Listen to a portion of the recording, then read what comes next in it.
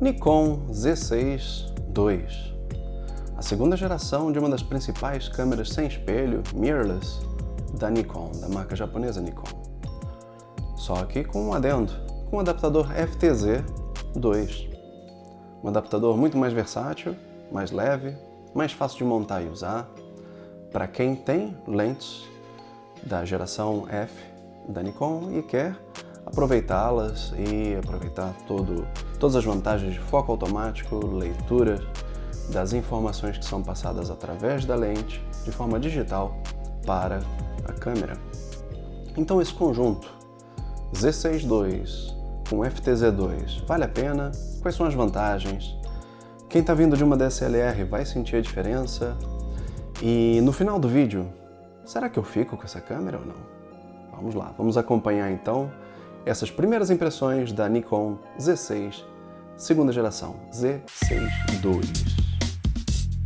É isso aí, bem-vindos então a mais um vídeo e hoje com foco na fotografia. Algumas impressões dessa câmera mirrorless, câmera sem espelho, compará-la com a câmera com espelho DSLR, comentar aqui vantagens e desvantagens, mas principalmente esse adaptador aqui, que é o FTZ-2, para permitir o uso das lentes F, né, que era o padrão durante anos e anos da Nikon, nas câmeras, primeiro as câmeras de filme, depois as câmeras digitais, então durante muitos anos mesmo, na tentativa de aproveitar as lentes que um fotógrafo já tenha na sua câmera nova. Então, para você que está começando na fotografia, que tem interesse, não sabe que marca adquirir, se eu compro Sony, Canon, Nikon,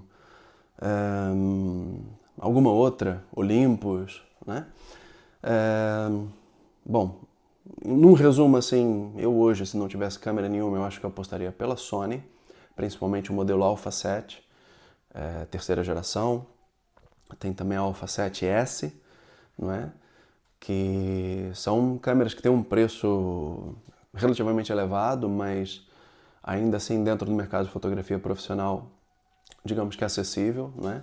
Essa daqui foi a minha terceira câmera, né? A Nikon D750, e é uma câmera que chamamos de full frame, né? Para quem não conhece muito de fotografia, para quem já conhece, esses termos vão parecer triviais, né? Então, para quem não conhece, que realmente vai fazer aqui alguma diferença, a maioria das câmeras tem um sensor reduzido e existem modelos de câmera profissional cujo sensor tem o tamanho de um filme de 35mm. Chamamos isso de sensor completo ou full frame, né? Então o pessoal usa o nome em inglês para determinar. A D750 era uma câmera incrível, sempre foi, ainda é, ainda uso em muitos dos meus trabalhos. É uma câmera com espelho, então se a gente tira aqui a lente da D750, vai poder notar, a Nikon ela gira para o lado contrário do que estamos acostumados, né? Ela abre e fechando. Então aqui dentro tem um espelho, não é, que serve para refletir a luz através da lente, num conjunto de espelhos aqui na parte de cima chamado pentaprisma, para que a imagem saia de forma natural, óptica, por este visor, com algumas informações digitais em cima, mas esse visor reflete exatamente o que estamos vendo através das lentes, através dos espelhos, ou seja, não existe, vou deixar aberto que depois a gente vai fazer uns testes com essa lente, o que a gente realmente está vendo através da lente. Enquanto nas novas câmeras sem espelho, né, então esse termo mirrorless, até alguns chamam de evil, né, não gosto nada desse termo, mas vamos pular essa parte.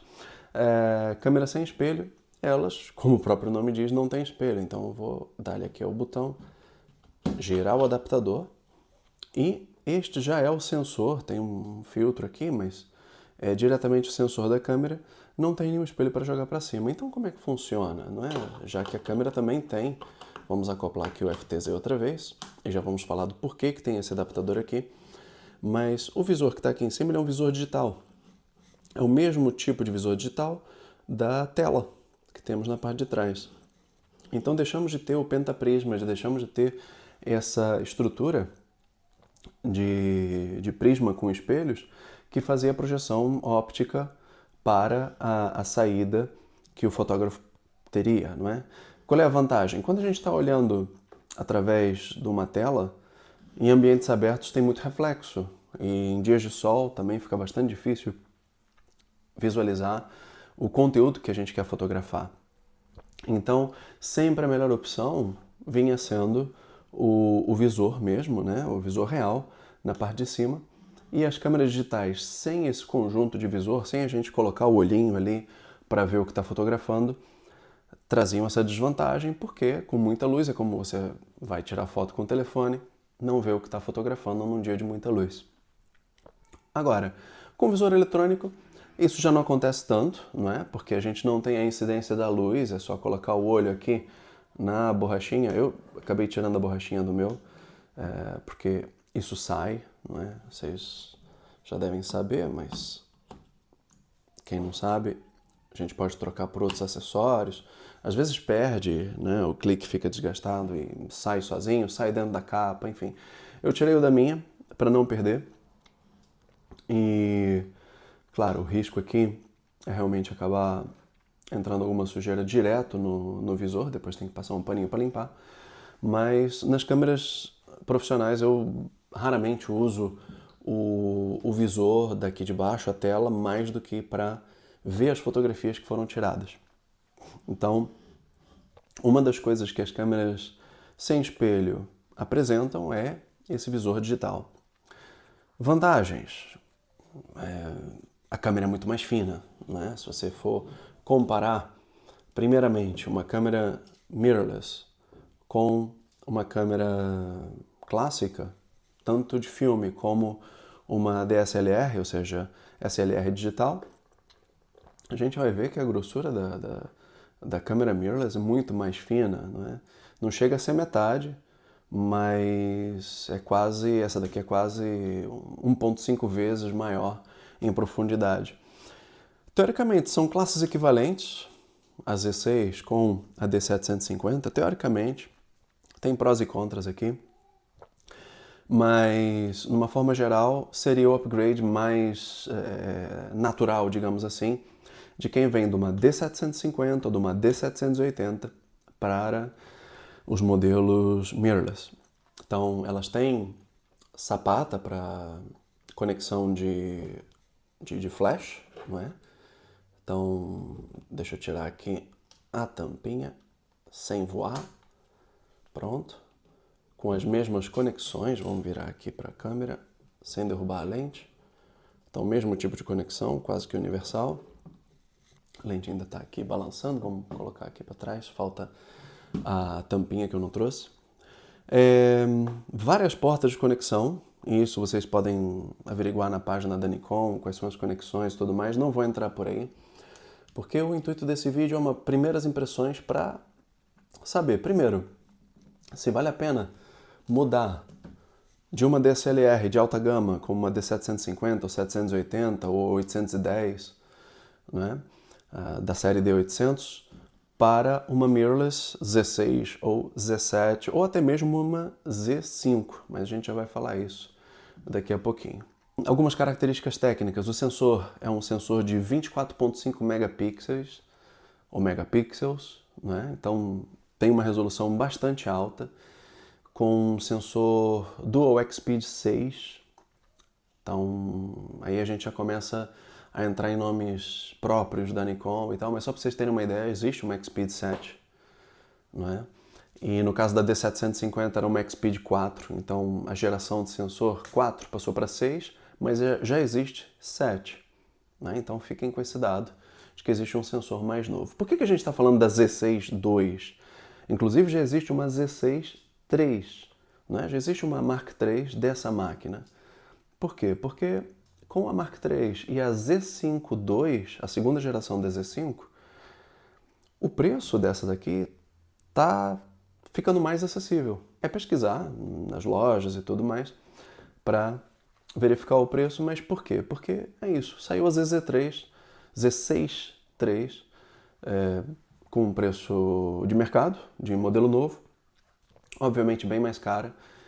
Então, para vocês terem uma ideia, Estados Unidos e Europa está na faixa entre $1.000 a $1.200 a mais, só pela atualização ao Z6 III. Muda o sensor, mudam outras coisas.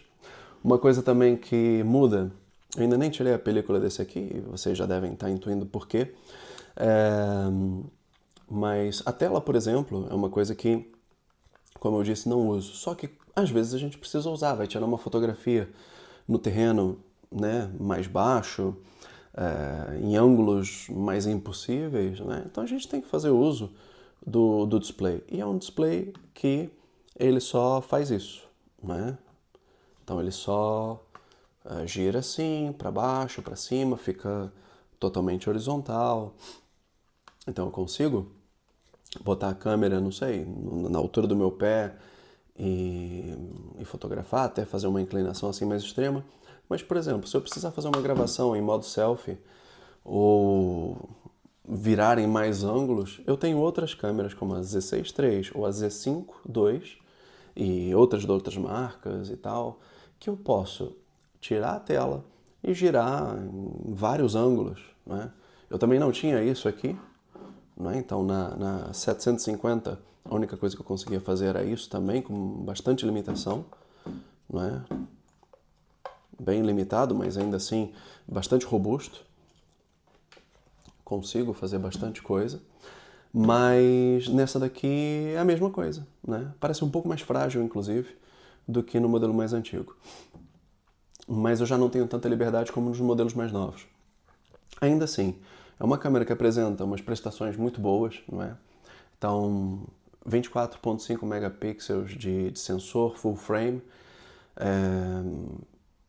consegue alcançar sinais de ISO bastante altos, com pouco ruído, e faz vídeo em 4K, 60 frames. Então temos aqui opções de vídeo interessantes, mas claro, existem opções melhores nos modelos mais recentes. Então essa daqui tem um preço mais acessível, mas é uma câmera bem poderosa. Agora, bom, vamos para mais coisas técnicas antes de chegar às conclusões, claro. Então tem esse sensor X-Speed 6, comparado com a 750 que é X-Speed 4, é diferente. Não me lembro qual é o sensor da 780, que deve ser o X-Speed 5, mas ainda assim temos aqui vantagens. E que mais vantagens temos na câmera sem espelho? Principalmente a velocidade de fotografia. Então, para disparos contínuos, eu consigo, nessa daqui, até 14 frames por segundo, né? Ou seja, 14 fotografias em um segundo, né?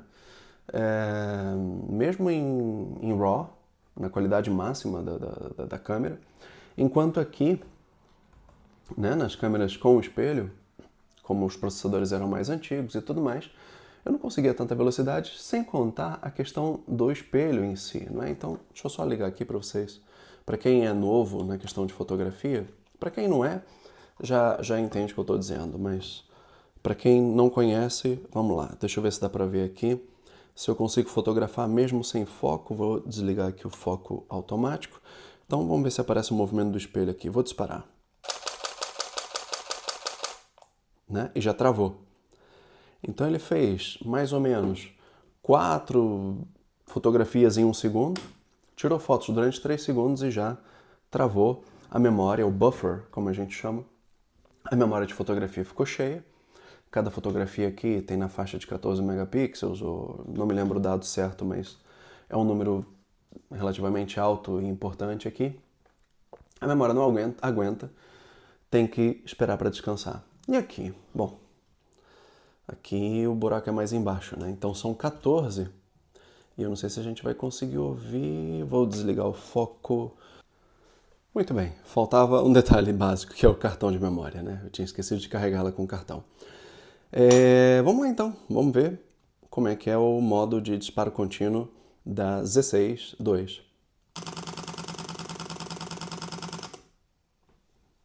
Entenderam a situação?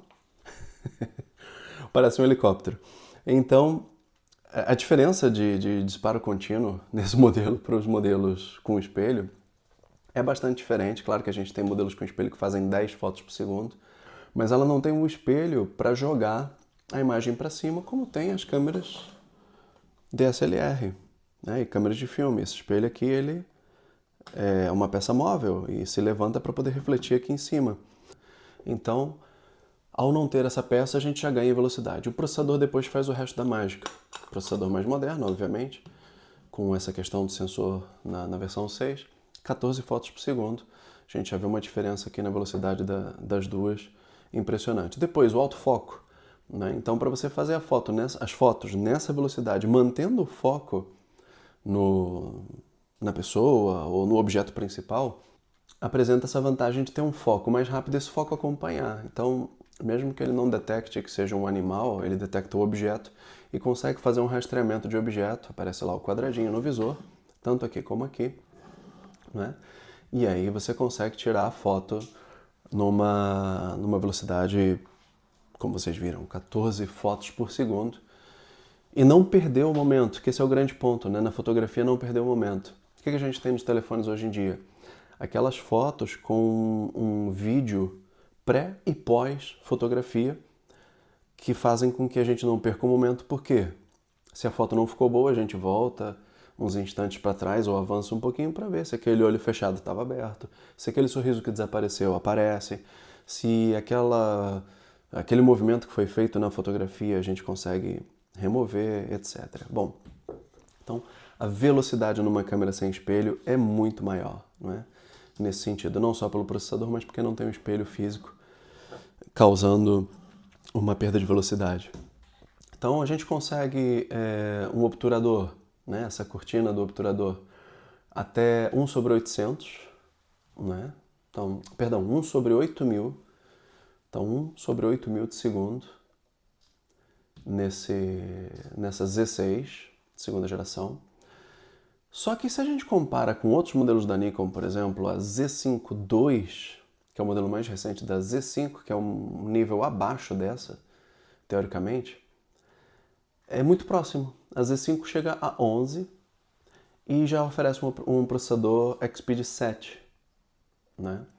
Sem contar que a Z5 tem esse visor, não vou dizer 360, mas é quase isso, né? Eu posso tirar, posso virar para cá, virar a câmera ao contrário, consigo ver a minha informação na tela aqui, viro para baixo, viro para cima, viro dos ângulos mais extremos e não tenho problema, coisa que na Z6 II eu não tenho. Na Z6 III eu já tenho, só que aí estamos falando de $1.200, $1.500 a mais no modelo 3 dessa. Ah, e a Z5 II? A Z5 II já seria uma questão, depende da oferta, mas entre $400 a $700 de diferença da Z6 II para Z5 II. Então, um upgrade aqui que tem o seu preço, mas que consegue apresentar algumas melhorias, né? Tanto em sensor como em visor e tudo mais. Uma coisa que a Z6 tem, comparada com a DSLR, é esse visor digital, né? Com as informações do que a gente está fazendo. Não tem mais o brilho, né? Eu tenho aqui, então, em momentos de pouca luz, né? Quero ver as informações do que eu estou fotografando. Eu giro para cá e ele acende um backlight aqui, uma luz de fundo, que me permite fazer a leitura de toda essa informação. Aqui a tela é preta com letras brancas, então teoricamente eu não precisaria disso. As luzes brancas dos números desse LED já seriam visíveis, mas como vocês podem ver, a diferença de tamanho entre elas é substancial, né? É o dobro do tamanho. E é claro, esse é um visor muito mais antigo, digital clássico, tipo de reloginho.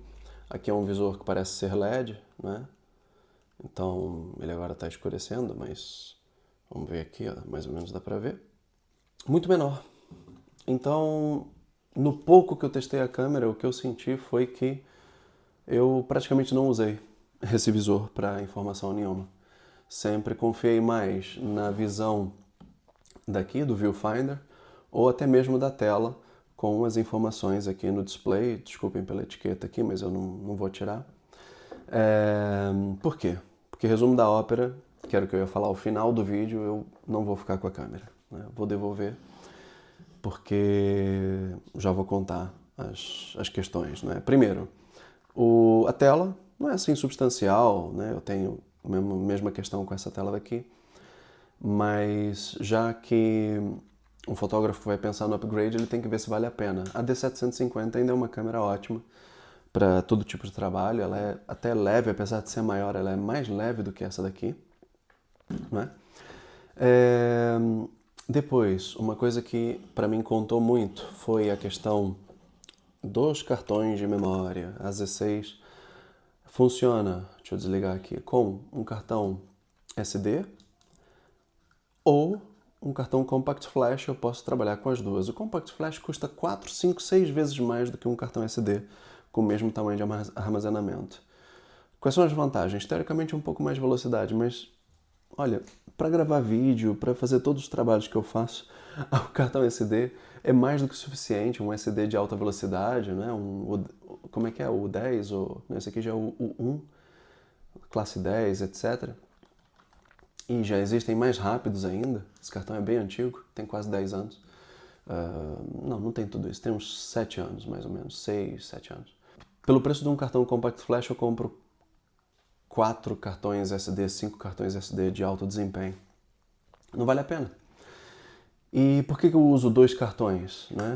Então, se eu comparo aqui com a D750, por exemplo, então eu abro aqui, tenho 2 cartões SD, aliás, aquele cartão que está ali é daqui, então Nikon total compatibilidade, não preciso formatar o cartão nem nada, ele só cria uma pasta nova, mas porque eu utilizo o modo de backup, eu tiro as fotos no cartão 1, e esse cartão 1 faz o backup em formato RAW, em formato RAW, diretamente no cartão 2. Se der um problema com o cartão 1, eu espero que o meu trabalho esteja salvo no cartão 2, né? Então, esse é o ponto, de ter esse modo de espelho, de cópia, de backup dos cartões. Tem gente que usa um cartão com JPG e outro RAW, quando enche o primeiro vai para o segundo. Esse eu acho mais inútil, porque até você encher 32 GB você ainda não acabou o projeto, né? E o que você quer num projeto, quando você vai tirar foto, é a garantia de que as suas fotos estão salvas, de que você não vai perder. Um evento ele não pode ser repetido, um casamento não pode ser repetido. Ah, desculpe, eu fiz as fotos, mas deu um probleminha com o meu cartão, pronto. Você não só perde o cliente, como ainda ganha um processo em cima. Então, tem que garantir que o backup seja feito ao vivo, né? E eu uso sempre o modo de cópia. Então, trabalhar sem isso para mim não funciona. Essa câmera aqui, sem essa função de cópia, eu deixaria de ser uma câmera de trabalho, seria só uma câmera de diversão e é muito caro para uma diversão. Então, ela teria que ser para trabalho e o investimento em Compact Flash para quem tem muitos cartões SD, para mim, sinceramente, não vale a pena. Só se você precisa mesmo de muita velocidade, gravar em 4K, não sei quantos frames por segundo, uma coisa que não vai ser o objetivo em fotografia para muita gente. Então, só que, claro, quanto mais você vai subindo no nível de câmeras, mais fica difícil encontrar uma câmera que tenha 2 cartões SDs, né? Mas você encontra na Sony, você encontra em outras marcas, então o problema não seria tanto esse, né? A Canon tem um modelo R8, se eu não me engano, que são 2 cartões SD. Compact Flash pode ser mais rápida, mas não é a solução ideal. O que mais? Então, 2 cartões SD, onde a gente vai encontrar na Z5 II, por exemplo, né? Só que a Z5, ela não tem esse visor.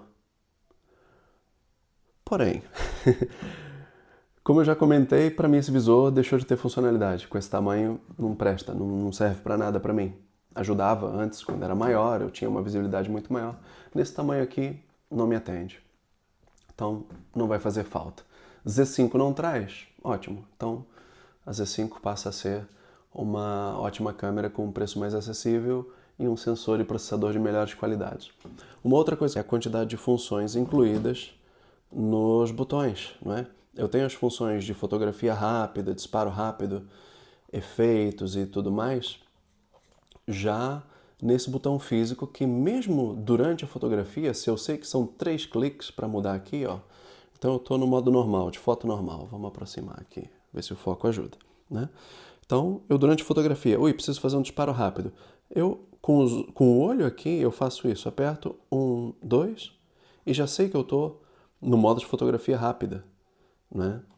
Então, durante o trabalho eu consigo fazer essa mudança. Aqui eu não consigo nada, né? Aqui eu tenho o básico, e se eu quero fazer qualquer mudança em relação à velocidade e tal, eu tenho que entrar mesmo nesse botão para ter uma resposta digital, né? E ter essas opções, vão aparecer aqui embaixo, a etiqueta não vai deixar ver, mas tem as velocidades de foto e outras coisas acessíveis através das funções, das funcionalidades digitais. Então, essa coisa da pegada mais mecânica para mim funcionava melhor. A quantidade de botões que temos na DSLR é muito maior, aqui quase não temos. Tem um joystick, a tela pelo menos é touch, né? Então é tátil, eu posso tocar nas funções e acessar. Aqui eu não tinha isso, então aqui tem uma vantagem, mas eu também tenho isso na Z5 II, né? Enfim, resto de funções, temos duas rodas, como toda câmera profissional, né? Pra gente controlar ISO, luz, abertura da lente, portanto aí nenhum problema, mas a tela fixa, a questão dos cartões e isso que eu considerava um diferencial, que era o visor, que passa a ser inútil para mim, me fazem com que eu não recomende a Z6 II. Recomendarei a Z6 III para quem não tem problema com a Compact Flash e quer uma câmera mais potente, mais robusta, mais profissional ainda. Mas o meu upgrade da D750, se acontecer, vai ser para uma Z5 de segunda geração, que vai ser muito parecida a essa, com um processador melhor, sem esse visorzinho, com os dois cartões de memória, que para mim é fundamental para fazer o backup, não é? Então tira a foto, faz o backup e tudo mais. Qual é a outra consideração que a gente tem que ter quando muda de DSLR para mirrorless? A lente, as lentes. Isso aqui não é uma lente, isso é um adaptador, né? Que tem um grande buraco. É o adaptador FTZ, F2Z, né? Então, as lentes Nikon durante mais de 80 anos, ou sei lá quanto tempo, foram lentes chamadas lentes F, padrão F, né? Deixa eu tirar aqui o parasol, ver se dá para ver alguma coisa. Então temos aqui uma 1755 2.8 fixa. Para quem sabe do que eu estou falando, é isso. Para quem não, digamos, é uma lente muito boa, né? Por conta da maior abertura e qualidade dessa lente para a luz, para ter fotos com um desfoque mais profissional, uma qualidade de espelhos melhor, etc. Ela é DX, eu tenho que falar disso também. Então ela é para sensor recortado, para sensor cropped. Ela é uma lente F, é uma AFS no caso, montagem F, que a Nikon, quando passou pro mirrorless, decidiu mudar o encaixe depois de tantos anos, tantas décadas, para a montagem Z. O que acontece? As lentes não são compatíveis diretamente. Isso acontece porque as câmeras são mais finas, então a distância focal muda, né? Vamos passar então aqui para a gravação do celular para ver mais de perto, né? Então, essa distância, ela ficou mais curta, né? Se a gente compara aqui, a distância da conexão da lente, ou seja, dos espelhos da lente com o sensor, fica reduzida.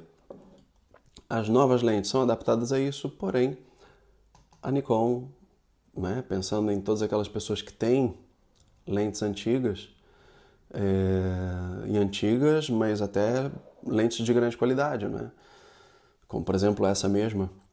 Não se pode jogar um equipamento de $3.000, 4, 5 mil, 6 mil, algumas pessoas têm lentes muito, muito caras, simplesmente desfazer delas. Então, com esse adaptadorzinho, que tem um preço aí que ronda $150 a $250, dependendo do mercado, é possível conectar as lentes antigas formato F nas câmeras novas com formato Z, né?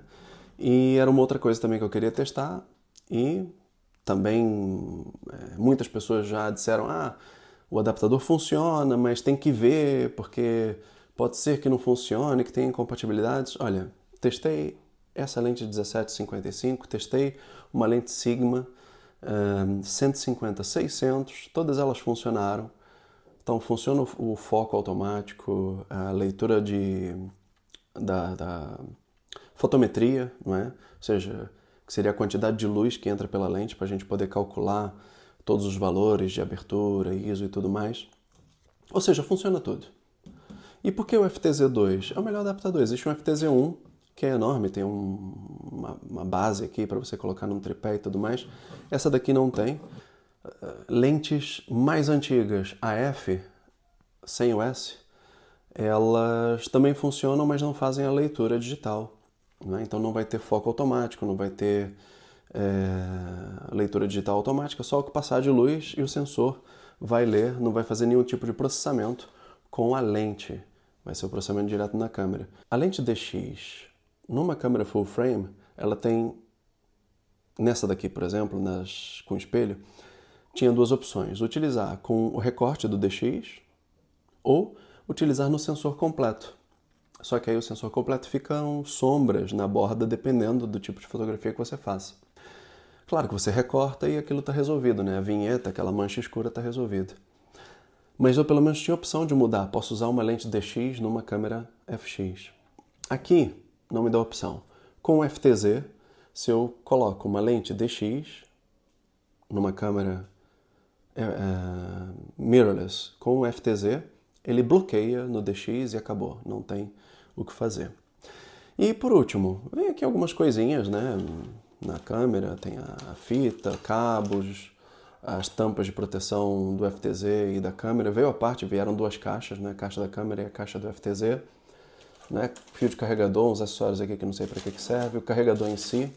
Então, minha recomendação, se não for a primeira câmera, se for Sony, temos Canons também muito boas, mas dentro da Nikon, Z5 II, para mim é o modelo mais interessante. Ou se quiserem subir mais um pouquinho, Z6 III, ou vejam lá os modelos Z7, que podem ser interessantes também. Espero que o vídeo tenha sido útil então, pessoal. Muito obrigado por acompanharem todos esses minutos. Grande abraço e até uma próxima!